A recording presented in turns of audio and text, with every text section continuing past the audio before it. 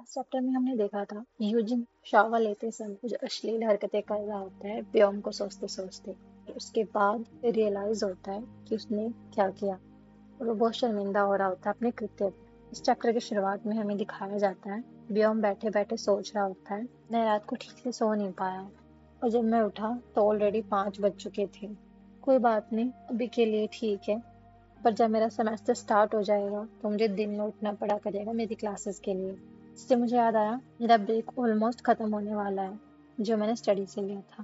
Scene shift होता है, वो दिखाया जाता है उसकी यूनिवर्सिटी में। उसके हाथ में फोन होता है, कोई आवाज लगाता है यूजिन। यूजिन मुड़ के देखता है तो 2 दोस्त वहाँ पे खड़े हुए होते हैं। लड़की का नाम जियोन और लड़के का नाम तेयंग होता है। जियोन कहती है, हे गिव मी अ हग, कितने लंबे समय बाद मिले ना। तेयंग कहता है, हाँ हम यहाँ पे है, तेरे लिए अच्छा होगा तो पहले मुझे हक करे। जियोन कहती है, जियोन तू कुछ ज्यादा क्लिंगी नहीं बन रहा, देखो एक मार में ना झेल नहीं पाया तो पूरे दिन। तेयंग कहता है, हाँ हाँ सॉरी सॉरी जियोन। जियोन कहती है, alright Eugene give me a proper hug. हाँ, यूजिन थोड़ा अनकंफर्टेबल होता है, कहता है हाँ हाँ, अभी तो मिले थे हम, 1 महीना ही तो हुआ है। यूजिन कहती है, ये तो लंबा टाइम हो गया। वैसे तेरे पास कोई अच्छी न्यूज़ है? यूजिन कहता है, गुड न्यूज़ मतलब? जियोन कहती है, शर्माओ मत। क्या तुम्हें किसी लड़के में इंटरेस्ट है या तुम्हें कोई काम पे मिला हो ऐसा कुछ? बताओ तो। यूजिन कहता है, अरे नहीं। यूजिन उसको साइड लुक देता है और ब्लश कर रहा होता है। जियोन कहती है, वाह तू सच में कमिटेड है ना। फिर वो बाय बोल के वहां से चले जाते हैं क्योंकि उनका क्लास का टाइम हो रहा होता है। यूजिन कहता है, ऑलराइट मिलते हैं बाद में। यूजिन बताता है, ह्योनियन मेरा क्रश, मैं उससे पहली बार स्कूल में मिला था। वो बहुत ही कॉन्फिडेंट सोशलेबल पर्सन है, मेरी तरह नहीं है। और वो अपनी पहली मुलाकात सोचता है, हे क्या मैं यहाँ बैठ सकता हूँ? ह्योनियन, तुम पहले से ही बैठ चुके हो। यूजिन कहता है, यार वो कितना ज्यादा गुड लुकिंग है ना, और मैं कितना बेशरम हूँ ना, पहली बार देखते ही उस पर लट्टू हो गए। कितना टोल है, सब उससे कितना प्यार करते हैं, और शायद से ये मेरी चाहत है कि वो मेरे साथ रहे और मेरे साथ अच्छा बिहेव करे, इसलिए मुझे ऐसा फील होता था वो मेरे से कुछ ज्यादा ही अच्छा है। वो सोचता है, मत रहो ना, इतनी भी बड़ी कोई बात नहीं है। तो फिर वो यूजिन को कह रहा था, ह्यूम मत रो ना, इतनी भी कोई बड़ी बात नहीं है ना। तो क्या हुआ अगर तुम्हें स्कॉलरशिप नहीं मिली तो? अपने पेरेंट्स से बात करके देखो ना, तुम्हें वो तुम्हारी जरूर हेल्प करेंगे, उनके लिए पैसा तुमसे ज्यादा इम्पोर्टेंट थोड़ी ना है। यूजिन कहता है, मैं ये तो नहीं कहूंगा कि उसके उन शब्द ने मुझे कंफर्ट किया।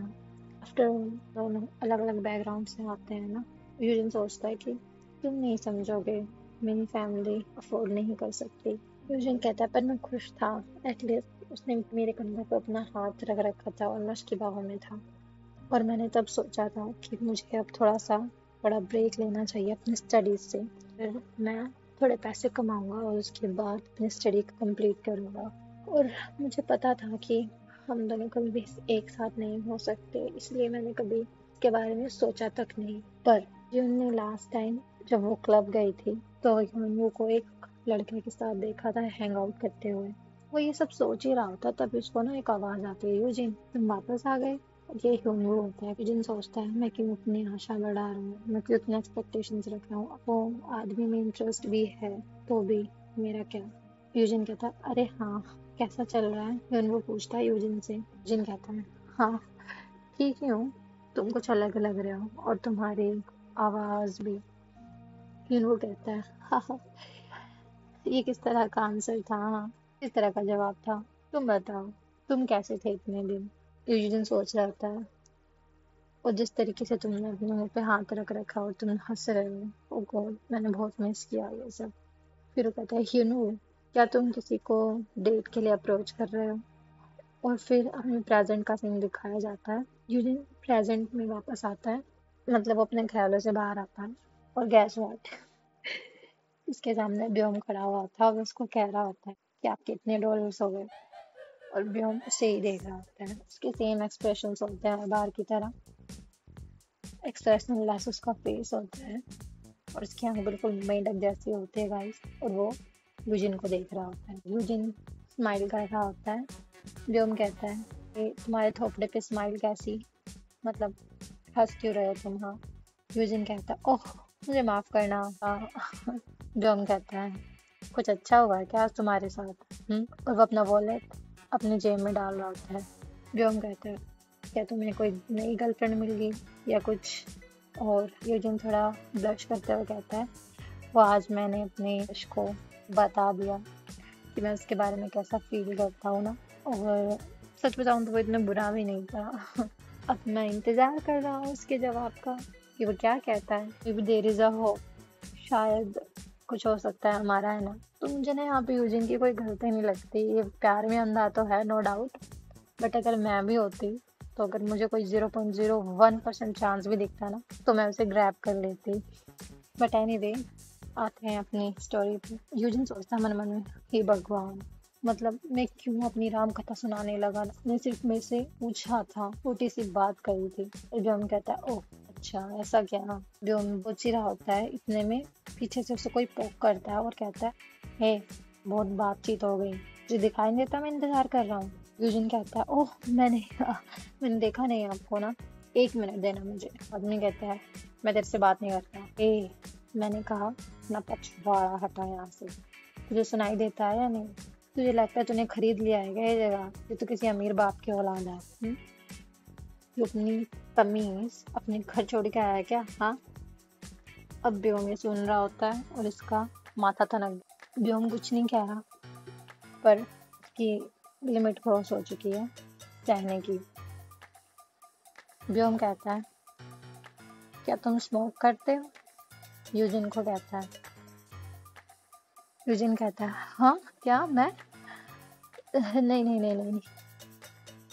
वो आदमी कहता है, हे अब तो मुझे इग्नोर कर रहा है। यूजिन कहता है, क्या? व्योम कहता है, तो मैं ये ले रहा हूँ ना, और मैं अपने वाला घर भूल गया हूँ क्योंकि, तो इसलिए मैं ये ले रहा हूँ। वो लाइटर की बात कर रहा है यहाँ पे। पीछे से वो आदमी कहता है, इधर देख तेरे से बात कर रहा हूँ मैं। यू सन ऑफ अ बिच, देखिए तो रिग्रेट करेगा और तुम माफी मांगेगा मुझसे। यूजिन कहता है, सॉरी पर तुम इसे नहीं ले सकते, तुम्हें इसके लिए पे करना पड़ेगा अगर तुम्हें ये चाहिए तो। और वो डर भी रहा होता है, पर वो बहुत हिम्मत से कहता है। जो हम कहता है, कोर्स मैं इसके लिए पे करूँगा अगर ये टूट गया तो। यूजिन कहता है, क्या? और उसकी ना आंखें बाहर आ जाती है जो अभी उसने देखा। वो देखता है व्योम उस आदमी को एक खींच के गुस्सा मारता है। व्योम ने जो लाइटर लिया था ना, एक्चुअली वो अपने हाथ में रखता है, उसकी मुट्ठी बनाता है और पंच बनाने के बाद वो पंच इतनी जोर से मारता है उस आदमी को, वो आदमी उड़ के दूसरी ओर जाके गिरता है। यूजिन सोचता है, क्या क्या क्या? वो दोनों हाथ अपने कान पे रखता है और उसका एक्सप्रेशन कुछ ऐसा होता है, हे माँ माता जी, क्योंकि वो देख के बहुत ज़्यादा शौक हो गया होता है। और यहीं पे हमारा आज का चैप्टर समाप्त होता है। तो दोस्तों, अगर आप यहाँ तक आ ही चुके हैं और आपने कहानी सुन ही ली है और आपको कहानी अच्छी भी लगी है, तो मेरे चैनल को लाइक, सब्सक्राइब और कमेंट करना बिल्कुल मत भूलना। मिलते हैं नेक्स्ट चैप्टर में, तब तक के लिए हेल्दी रहना और अच्छे रहना। Bye bye guys.